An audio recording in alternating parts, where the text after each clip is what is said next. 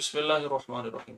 Mirza engineer उसने मशहूर होने के लिए, अपने आप को शोहरत देने के लिए, अपनी अलग एक पहचान बनाने के लिए, अपनी एक अलग से समझ लें कि नाम और नबूद के लिए उसने बड़ी बड़ी शख्सियत से, बड़ी बड़ी हस्तियों से इख्तिलाफात किए, उनके बारे में बदज़बानी की, अंबिया तक माज़अल्लाह उसकी गुस्ताखियाँ मौजूद हैं। और उसने अलग पहचान बनाई अपनी, ताकि लोग मुझे पहचाने।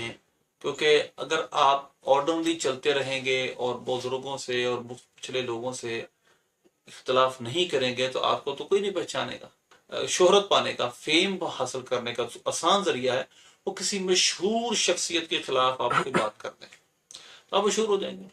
अब इसके फॉलोवर हमें कमेंट में आकर कहते हैं, देखो जी कारी साहब मशहूर होने के लिए आ गए, जी मौलवी साहब मशहूर होने के लिए आ गए, ला जी मिर्जा इंजीनियर के खिलाफ ये बात करते ताकि मशहूर हो जाए। शर्म करो कुछ। तुम्हारा गुरु भी तो यही करता रहा है। तुम्हारा गुरु भी तो हमारे बुजुर्गों की तस्वीर लगाकर मशहूर हुआ। तुम्हारा गुरु भी तो हमारे उलमा की तस्वीर लगाकर मशहूर हुआ। तुम्हारा गुरु मिर्जा भी तो हमारे बुजुर्गों ने दीन के बाद भौंकते भौंकते, उनकी गुस्ताखियां बकते बकते मशहूर हुआ कि जब वो तस्वीर लगाता दादा साहब की गुस्ताखी, वो बंदा मुतवज्जे हो जाते हैं हमारे लोग, ये क्या कह रहा देख सुनो। तो उसने तो शोहरत इसी तरह पाई है। हम तो अपने आप को डिफेंड कर रहे हैं। हम डिफेंस में हैं, ऑफेंस में तो नहीं है। हमें तो देखें, इस दौर में जो मुसलमानों के मसाइल हैं वो रफ़ा यदैन नहीं है। वो मसाइल मुसलमानों के बहुत बड़े हैं कि आप जी रफ़ा यदैन को लेकर थोड़े और सुन्नत तक के मसाइल को लेकर आप ईमान लोगों को गुमराह कह रहे हैं, लोगों को तरह तरह के ताने दे रहे हैं, जबकि मामलात यहाँ तक हैं कि हमारे सेकुलर तबका हमारी यूनिवर्सिटियों पर, हमारे जहनों पर गालिब है। और जिस तरह आप मजाक उड़ाते हैं, इस तरह वो भी हमारे बुजुर्गान दीन का मजाक उड़ाते हैं।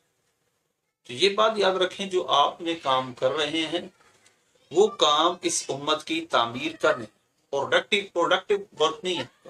आपने भी तोड़ा है, आपने भी कता कता किया है इस उम्मत को। फिर अब जो इसने, मैं आपको जो बात करना चाहता हूँ मुख्तसरन मैं बात करूंगा, इसने एक रफ़ा यदैन को वो हैसियत दे दी है तो जो हमारी उम्मत के उलमा ने नहीं दी, मुहद्दिसीन ने नहीं दी, हमारी उम्मत के जमहूर ने नहीं दी, कावानीन वज़ा करने वालों ने नहीं दी। ये इस उम्मत के अंदर इसने इख्तरा किया।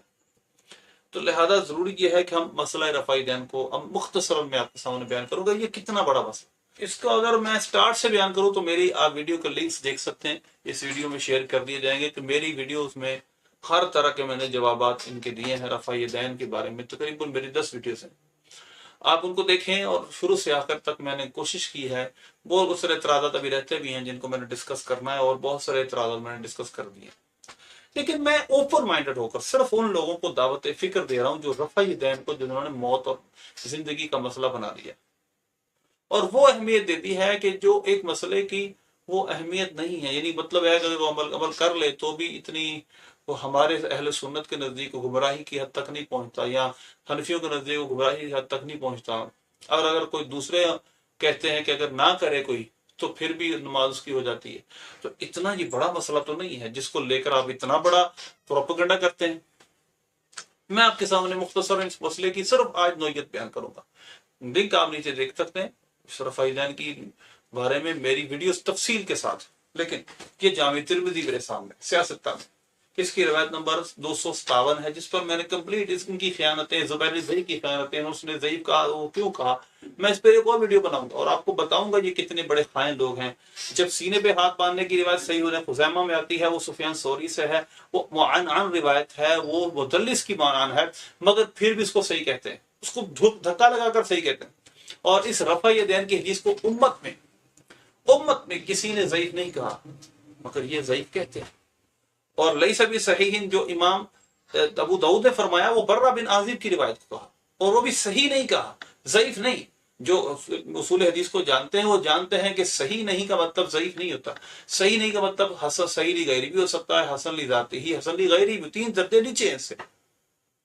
तो अब इस हदीस को बयान करने के बाद इमाम तिरमिज़ी रहमतुल्लाह अलैह नतीजा निकालते। अब देखिए नतीजा देखिए कि हज़रत अब्दुल्लाह बिन मसूद रज़ियल्लाहु अन्हु ने फरमाया कि मैं तुमको रसूलुल्लाह की नमाज ना पढ़ाऊं तो आपने इब्तिदा के अलावा रफ़ा यदैन नहीं किया। अब देखिएगा जरा, ये देखिए, ये आपके सामने मैंने जो अंडरलाइन किया हुआ, मैं इसको पढ़कर सुनाता हूँ।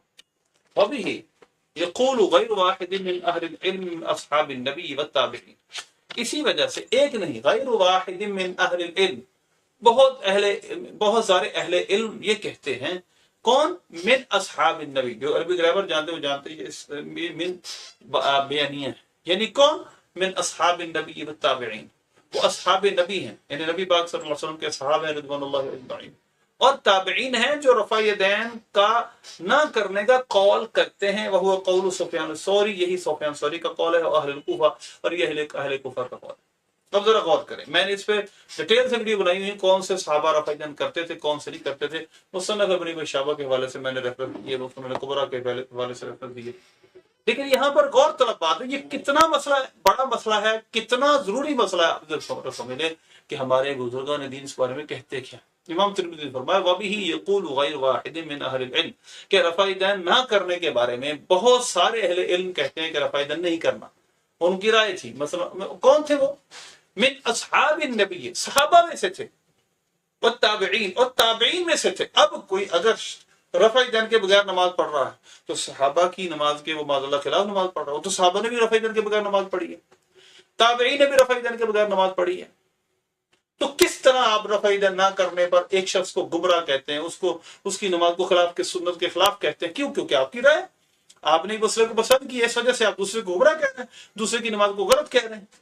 یہی تو آپ دوسرے فرقوں پر الزام لگاتے تھے کہ یہ ان میں صبر نہیں ہے، ان میں ٹالرنس نہیں ہے۔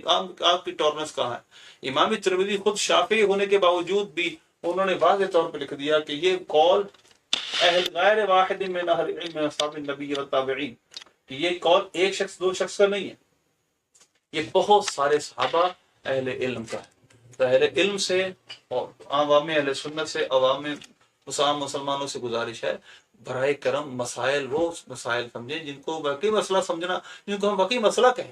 یہ کیا مسئلہ ہے رفع یدین کو لے کر؟ کبھی وہاں ذرائی، وہاں مارائی، کبھی مرزے کا شگرد کسی امام کے ساتھ بحث کر رہا ہے، کبھی کسی امام کے ساتھ بحث کر رہا ہے۔ کیوں بھائی؟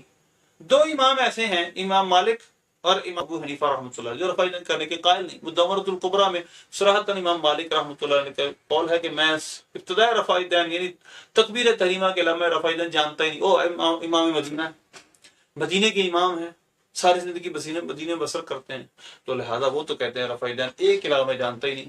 امام ابو حنیفہ رحمۃ اللہ علیہ 80 سن ہجری میں پیدا ہوتے ہیں، اور امام مالک 93 سن ہجری میں پیدا ہوتے ہیں۔ اتنے ارلی لوگ ہیں جنہوں نے تابعین کی زیارت کی، وہ کہتے ہیں کہ رفع یدین صرف شروع میں۔